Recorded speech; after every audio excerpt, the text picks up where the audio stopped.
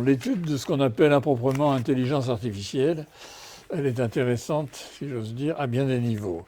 Feynman, qui était un grand physicien de ce siècle, faisait observer que ce qu'il ne peut pas créer, il ne le comprend pas. Or, l'intelligence artificielle a été créée. Et pourtant, même ses concepteurs ne comprennent pas bien pourquoi ça marche. Donc ça, c'est assez nouveau, hein, parce que l'ensemble des instruments créés par les êtres humains, en général, ils comprenaient comment ça marche. La poudre à canon, charrette traînée par des bœufs, etc. Tout le monde savait très bien comment ça marchait, et ça marchait. L'originalité avec l'IA, c'est que c'est encore un artefact, c'est-à-dire quelque chose de créé par les humains, mais on ne comprend pas bien pourquoi ça marche. Alors, avant, je ne veux pas dire que tout le monde savait comment marchait une machine à vapeur, mais en tout cas, il y avait assez de gens pour dire « moi je sais et je vais vous expliquer ». Aujourd'hui, ce n'est pas la même chose. Si vous prenez même les concepteurs de l'IA, ceux qui ont travaillé parmi les grands noms de l'IA, beaucoup, enfin la plupart disent « on ne comprend pas pourquoi ça marche si bien ». Et ça, c'est très déroutant, très déroutant. Et donc, ça nous décomplexe un petit peu. Voilà pourquoi nous, on a du mal à comprendre. Et voilà pourquoi aussi les engueulades entre ceux qui s'imaginent que l'IA va pouvoir remplacer le cerveau humain dans quelque temps et ceux qui n'y croient pas, elle est très violente, hein, parce qu'on comprend bien comment ça marche. Hein. Donc, voilà. Vous avez un problème un peu analogue avec la mécanique quantique. Ça marche, la mécanique quantique, en un certain sens, mais on ne sait pas très bien pourquoi. Hein. Et donc il y a des engueulades très violentes, y compris parmi les pairs de la mécanique quantique.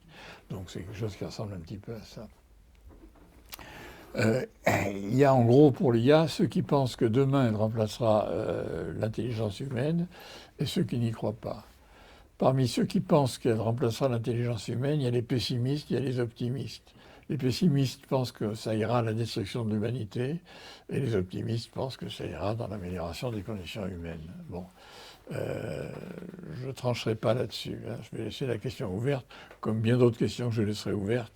Il y a une quinzaine de questions que je poserai peut-être, mais je donnerai simplement 5 ou 6 réponses. Hein. Le reste est quelque chose que je livre à votre sagacité. Cette conférence est consacrée à ChatGPT. ChatGPT, ce n'est pas toute l'intelligence artificielle. C'est une fraction de l'intelligence artificielle, mais c'est certainement sa fraction la plus populaire et la plus répandue aujourd'hui. Bon. Essentiellement, ChatGPT fonctionne par induction. Qu'est-ce que ça veut dire, fonctionner par induction ? Ça veut dire par généralisation de cas particuliers. Alors, nous aussi, on fonctionne pas mal par induction, mais nous, nos cas particuliers, c'est quelques dizaines, quelques centaines, voire quelques milliers. Pour ChatGPT, les cas particuliers, c'est quelques milliards. Donc ça donne quand même un ordre de grandeur de... Mais n'empêche que c'est quand même de l'induction. Et l'induction, ça marche que dans la mesure on peut faire abstraction quand on étudie un phénomène et qu'on essaie de généraliser par induction, il faut que l'interaction de ce phénomène avec l'univers et avec sa propre histoire soit dérisoire.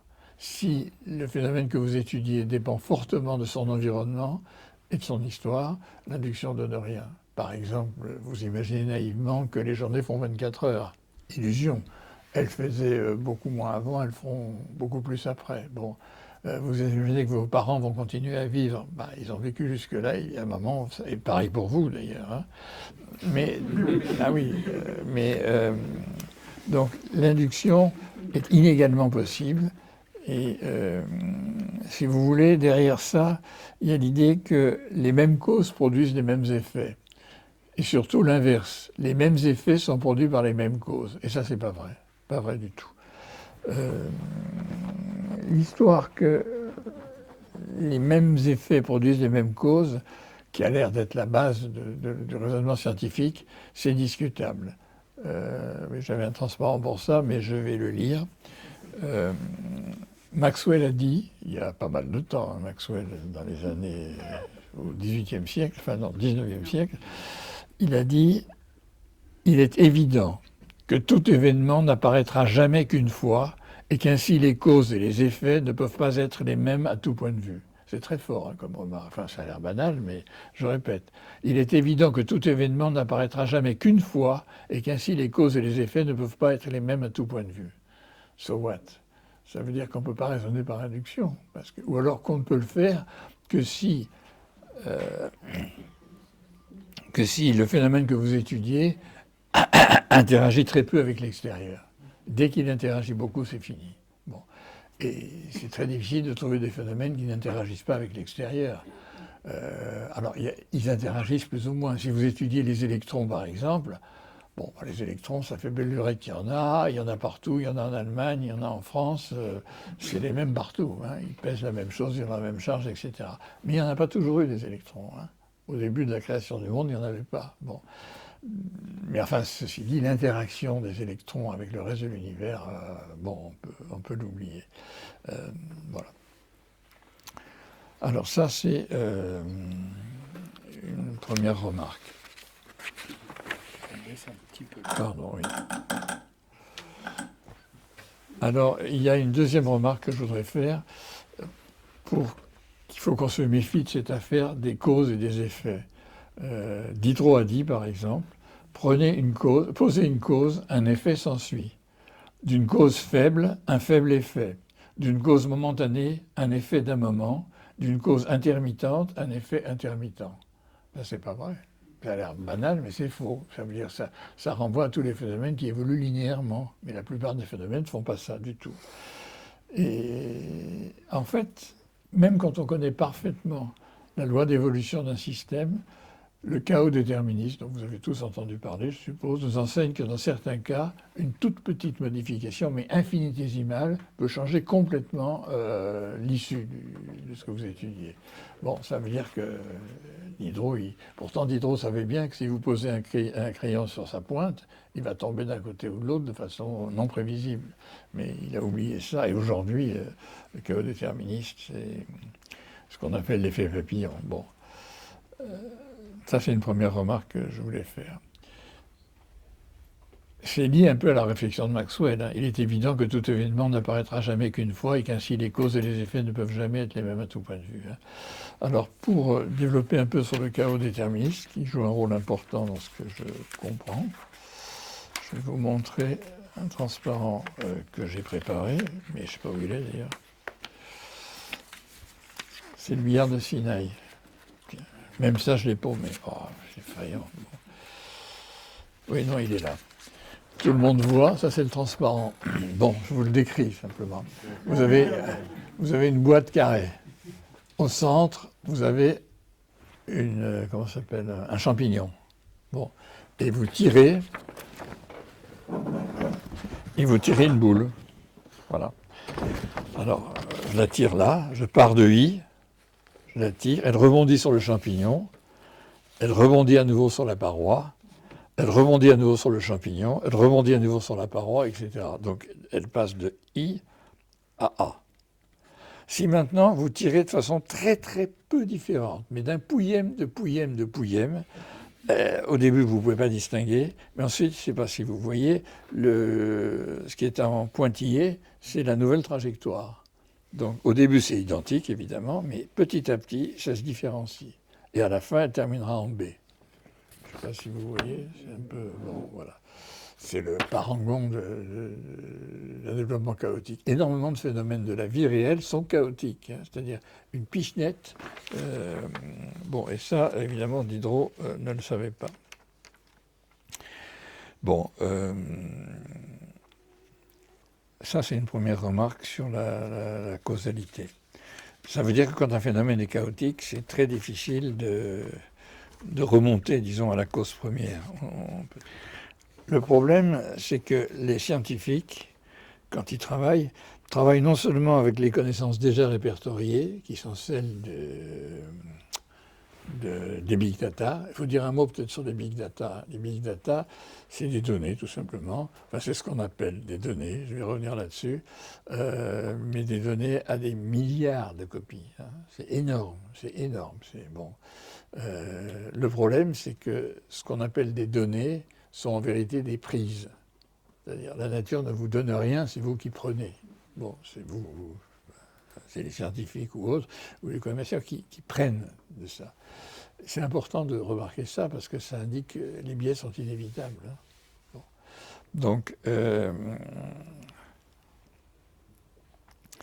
Or, les scientifiques, en principe, les scientifiques ne travaillent pas essentiellement sur des données.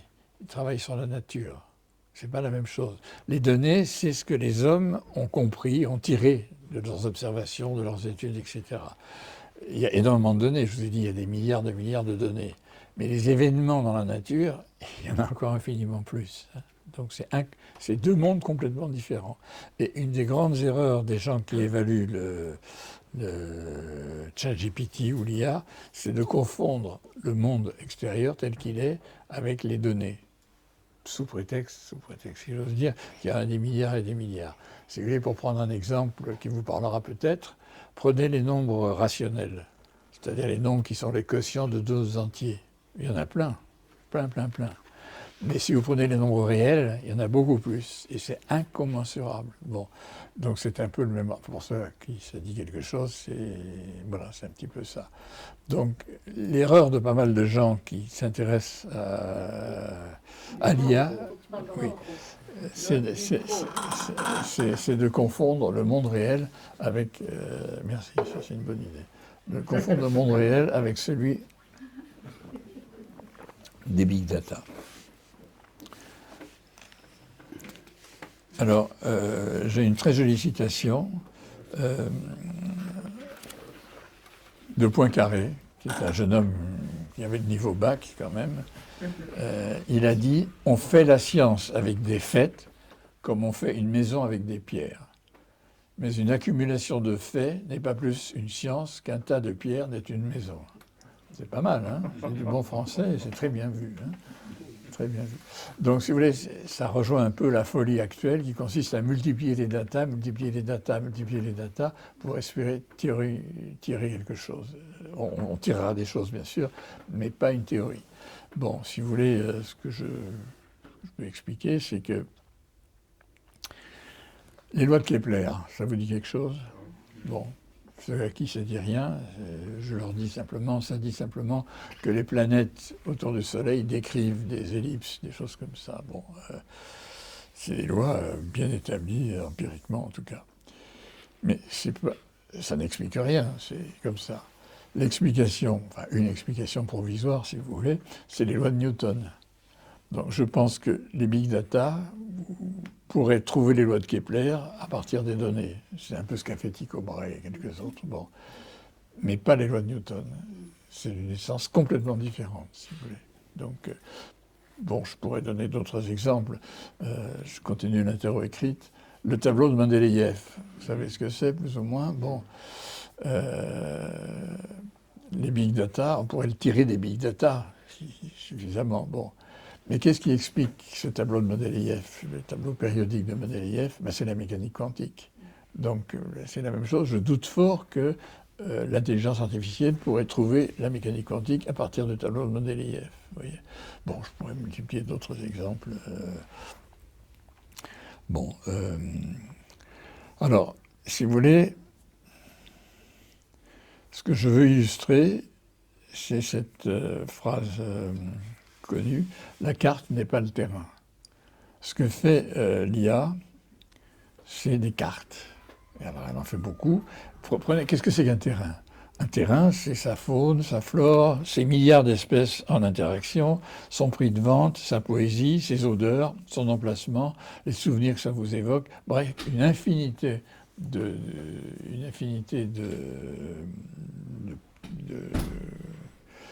choses, disons, que l'être humain devra trier suivant l'usage qu'il veut en faire. Un arbre, pour le botaniste, par exemple, n'est pas celui du psychanalyste. Pour le psychanalyste, c'est apparemment un symbole phallique. Bon. Pour le paysan, il est plutôt vu comme une source de revenus. Bon, tout ça, c'est le même arbre. Hein. Bon. De la même façon, je dirais, la carte génétique d'un être vivant n'épuise pas ses potentialités. De la même façon, la musique ne se réduit pas à la partition. Tout ça, c'est bon. Ou l'individu, pire, à sa carte d'identité. Donc, si vous voulez, il n'est pas vrai que tout phénomène a une cause. Tout est dans le une. Chaque explication renvoie en fait à une infinité, à une cascade infinie d'autres. Prenons un exemple, la mort d'Henri IV. Bon, il y a une cause immédiate, c'est le poignard de Ravaillac, c'est bien connu.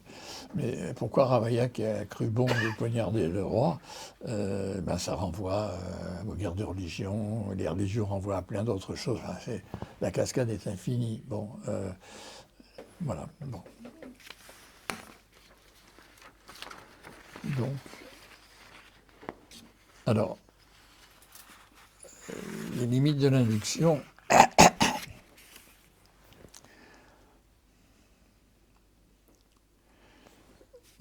Si vous voulez, prenons un exemple.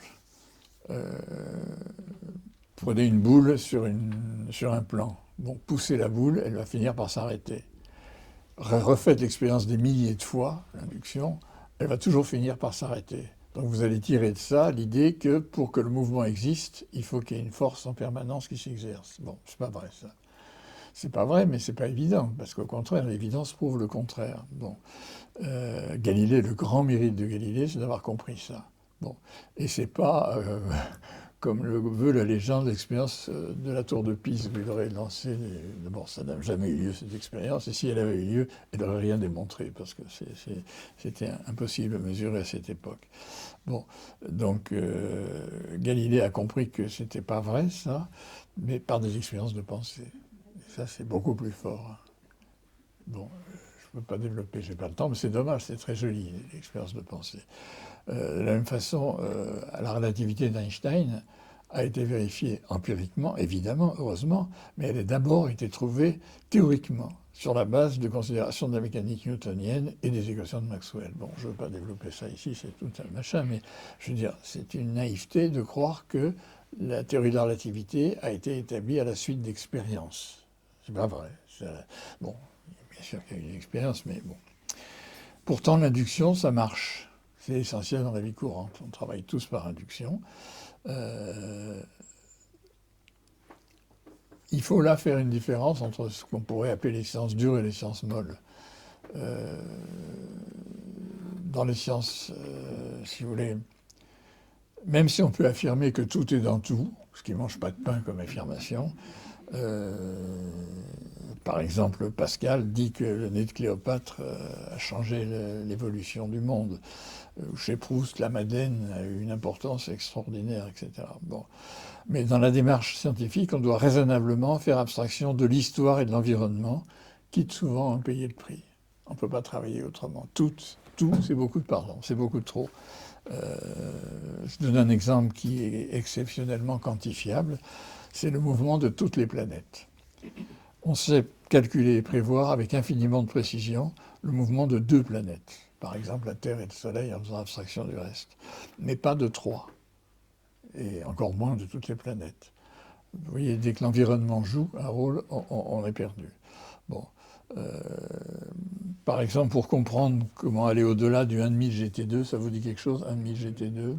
Pour expliquer la loi de la chute des corps, vous ne vous rappelez pas de votre lycée, pour aller au-delà du 1,5 GT2 et de la chute qui est verticale, au lycée on vous apprend que la chute est verticale, il faudrait considérer, c'est pas vrai ça, les corps ne tombent pas sur 1,5 GT2 et ils ne tombent pas non plus à la verticale.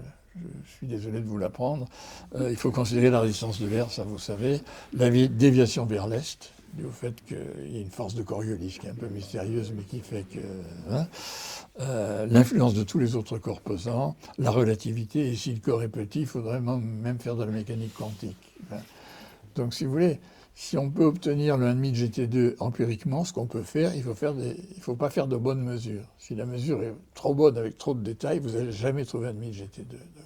Et pourtant, on l'a trouvé, et c'est bien, et c'est très utile. Bon. Je vous trouble un peu, je crois, mais ça fait rien. Je suis là pour ça. Alors, sciences dures, sciences molles, bon, on dirait que les sciences sont molles si elles ne peuvent pas s'abstraire raisonnablement de l'environnement. Enfin, on ne peut jamais s'abstraire de l'environnement, mais on peut s'abstraire raisonnablement, c'est-à-dire l'oublier un moment, et de l'histoire. La médecine, par exemple, ou l'économie, c'est difficile de s'abstraire de l'environnement. Enfin, il y a quelques toubibs qui le font très bien, mais ce n'est pas les meilleurs. Hein. Alors, ça veut dire que les sciences molles, la médecine ou autres, échappent à toute démarche scientifique? Évidemment pas. mais il faut en saisir les limites. Donc, dans le texte que j'ai écrit, mais je ne sais pas si j'ai le temps maintenant, j'ai été amené à distinguer l'intelligence et la pensée. Bon, il y a évidemment une masse de réflexions, de définitions qui existent à ce propos. On se contentera de dire ce que j'ai dit tout à l'heure, c'est que l'intelligence, c'est la capacité à résoudre un problème en théorie ou en pratique. Et ça de façon consciente ou pas.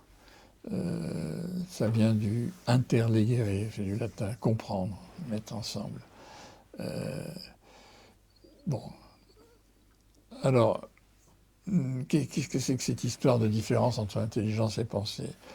On va renoncer à définir la pensée autrement que par le bouillonnement de tout ce qui se passe dans le cerveau. C'est vraiment pas une définition scientifique, mais c'est causé, disons, par l'interaction du cerveau avec tout l'univers, y compris le corps. C'est un peu flou, mais je ne sais pas définir un concept aussi protéiforme que sans l'amputer de bien de ses usages. Je ne suis pas le seul, hein, je peux être consolé. Lisez, il y a une masse de littérature essayant de définir l'intelligence. C'est pas...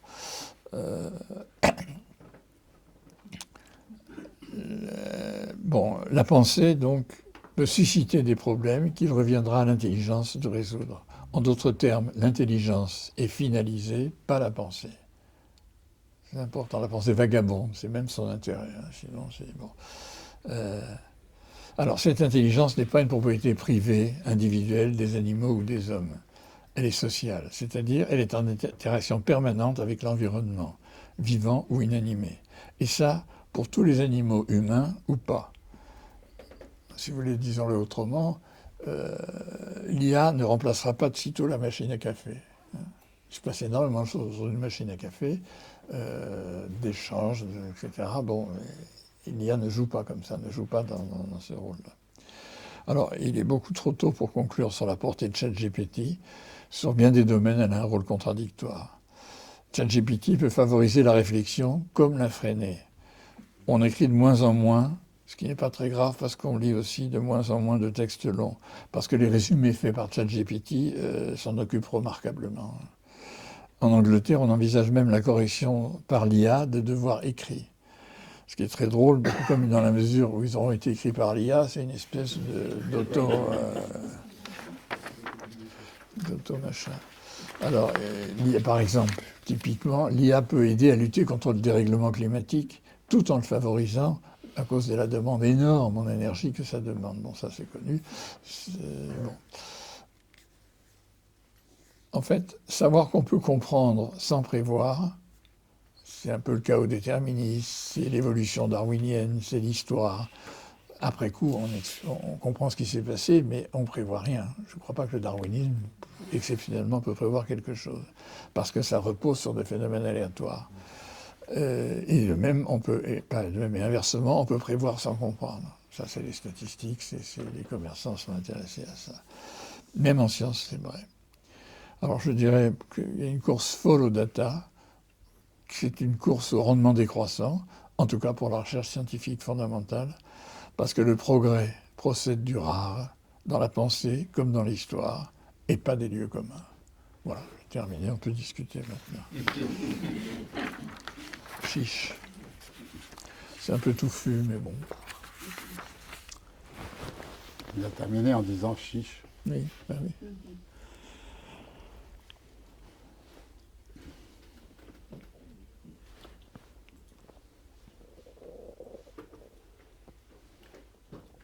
Oui. Moi, j'aurais juste une toute petite question, parce qu'il y a un mot que tu n'as pas prononcé et qu'on entend en permanence associé à ChatGPT ou à autre, c'est algorithme. Ah oui, bon. Et ça provient bien quand même, ça tombe pas du ciel, un algorithme. Non, ça tombe des Grecs. Donc, non, pas des Grecs, des Arabes. Oui. C'est pas mieux, oui. Enfin, oui. C'est pas plus mal. C'est une recette de cuisine, un algorithme. Justement, ChatGPT n'est qu'une somme d'algorithmes. Ah oui, mais un bon repas au resto, quand même, c'est pas rien. Hein. C'est pas, même si c'est une somme d'algorithmes. Hein. Non, c'est une question. Oui, c'est-à-dire ça. C'est-à-dire que derrière, est-ce que c'est pas si déterministe que ça? Non, bien sûr. Il y a beaucoup de statistiques dans ChatGPT. Hein, ça trie parmi les réponses celles qui semblent les plus vraisemblables. Et les plus vraisemblables sont celles qui sont le plus reproduites dans le net. Mais le plus vraisemblable, ce n'est pas forcément le plus vrai. Je vais te donner un exemple très sophistiqué, très tordu, mais qui m'a amusé un peu. Exceptio probat regulam. Tout le monde a compris, l'exception confirme la règle. Ça, c'est une très mauvaise traduction. En vérité, si tu regardes dans les bons dictionnaires, probat, ça ne veut pas dire confirme, ça veut dire questionne. Bon, l'exception questionne la règle, c'est raisonnable. Mais ChatGPT donnera une mauvaise traduction parce qu'il va donner celle qui est la plus courante. L'exception confirme la règle. Bon, en général, les traductions de ChatGPT sont excellentes, hein, mais je veux simplement dire qu'on la coince sur un truc extrêmement précis, la réponse n'est pas bonne. Oui. Je viens de lire un livre dans l'humanité, l'interview avec un écrivain qui est pris Goncourt, etc., qui a essayé de faire écrire, je ne sais pas si c'est un roman ou un conte par ChatGPT. Et bon, il a trouvé qu'effectivement, il écrit très bien, mais il y a un petit problème, c'est truffé des lieux communs. Ah oui, c'est par définition. Oui. Et donc on peut distinguer, avec un peu d'effort, on peut quand même distinguer qu'est-ce que c'est une réécriture et qu'est-ce que c'est une écriture artificielle. Oui, je suis d'accord, absolument. Les copies d'étudiants là-dessus, c'est typique. Les rédactions faites par des étudiants avec ChatGPT sont d'une banalité affligeante, mais c'est 12 sur 20, oui. Mais il ne peut pas y avoir, encore une fois, je m'excuse de me répéter, mais je crois que c'est essentiel ça, le progrès, c'est les situations exceptionnelles. Ça arrive dans des situations exceptionnelles et rares, aussi bien, disons-le sous une autre forme, l'évolution se fait à coup d'exceptions. L'astéroïde qui s'est écrasé sur la Terre et a tué les dinosaures, c'est une situation exceptionnelle. S'il n'y avait pas eu ça, on ne serait pas là pour en causer. Hein. Bon, enfin, je pourrais multiplier les exemples. Donc, si tu t'intéresses simplement aux valeurs moyennes, tu vas louper l'apparition des êtres humains. Hein. C'est pas très important, mais quand même. Et ça, c'est vrai aussi pour la pensée. Hein. Un Newton, c'est pas n'importe qui. Mais, c'est la première fois. Enfin, je ne me suis jamais intéressée à l'intelligence artificielle. Jamais. Et je me pose la question, en quoi elle intervient dans ma vie actuellement, parce que ça ne m'intéresse pas. Tu as un téléphone portable ? Oui. Ah ben oui. Par exemple. Par exemple, enfin, c'est la même chose. La relativité, la théorie de la relativité, par exemple. Est-ce qu'elle intervient dans ta vie quotidienne ? Évidemment. Par ton téléphone portable, il ne marcherait pas sans la relativité. La mécanique quantique, est-ce que c'est pareil ? D'accord. Elle est partout, mais enfin, elle est dissimulée. Oui, quand je prends Internet... Tout ça, oui, c'est effrayant. Mais en quoi ça m'empêche de questionner... Enfin, c'est quand même pas une... Pour moi, c'est pas une religion, quoi. C'est des infos, voilà, et après... Ah, c'est plus que des infos. C'est plus que des infos, c'est quand même... on peut dire, c'est de l'induction, mais poussée à la puissance extraordinaire. Hein. Ça te fait vivre des milliards... Ah oui, oui. C'est même énervant quand tu tapes pour ton téléphone un début de phrase et qu'elle te la conclut. C'est désagréable qu'on pense pour toi. Mais bon, voilà. Mais c'est rien, ton téléphone, c'est rien du tout. Mais machin, ChatGPT, oui. Oui, c'est quoi ? Ça rentre là-dedans ? Ah oui, absolument. C'est disponible sur ton ordinateur. Ah bon ? Par exemple, j'ai appris en lui posant la question sur moi-même que j'étais mort. Parce que je ne savais pas. Oui. Parce que Krivine, il a pris... Oui. Non, c'est pas ça. Je crois qu'il a pris mon jumeau. Krivine. Donc le plus cité des Krivine, c'est pas Hubert, c'est Alain. Donc il a conclu. C'est ce qu'on appelle une hallucination. Je disais tout à l'heure la distinction entre les données accumulées, les milliards de données accumulées sur lesquelles le ChatGPT travaille et la réalité. Et ça me paraît absolument essentiel, y compris dans les biais que ça va imposer. Deuxièmement, ça apparaît à un moment particulier de l'évolution. Pas d'évolution des planètes, mais d'évolution des dernières années. Aujourd'hui, quand on appelle au téléphone une assistance quelconque, ou même quand on rencontre un vendeur de chez Darty, c'est pas une conversation naturelle qu'on a.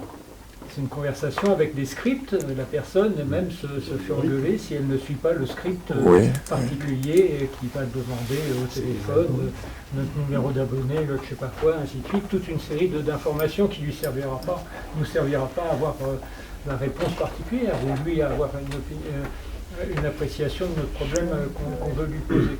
Donc on est dans remplacer, d'une certaine manière, substituer cet être humain qui suit un script qu'on lui a imposé de façon peu intelligente au sens général du terme par un programme, c'est quelque chose qui est envisageable avec un effet... Oui, mais c'est dramatique, je suis d'accord avec toi, mais c'est dramatique. Deuxième élément, et on va avoir sûrement un pas supplémentaire qui va tenter beaucoup de gens, qui est un pas prédictif.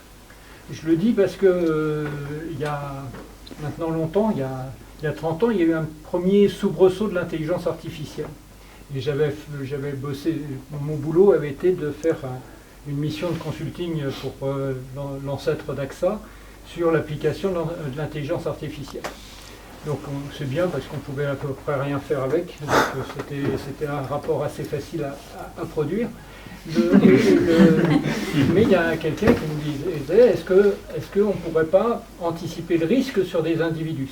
Rappelez-vous, c'était le tout début du sida. Et en l'occurrence, c'est ça qu'il voulait prédire, ce salopio.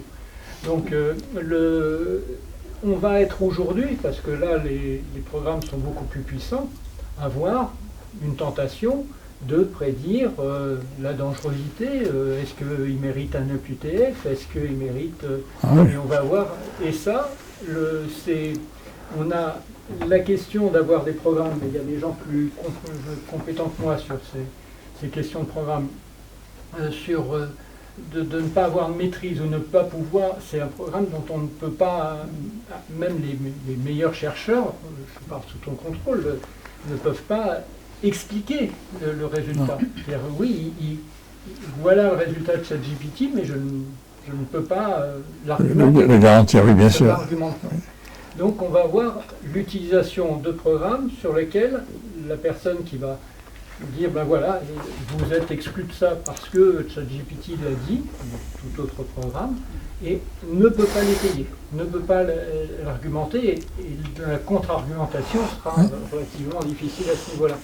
Je ne sais pas si tu... Non, mais tu as absolument raison. La justice fondée sur l'intelligence artificielle, c'est extrêmement dangereux. Parce que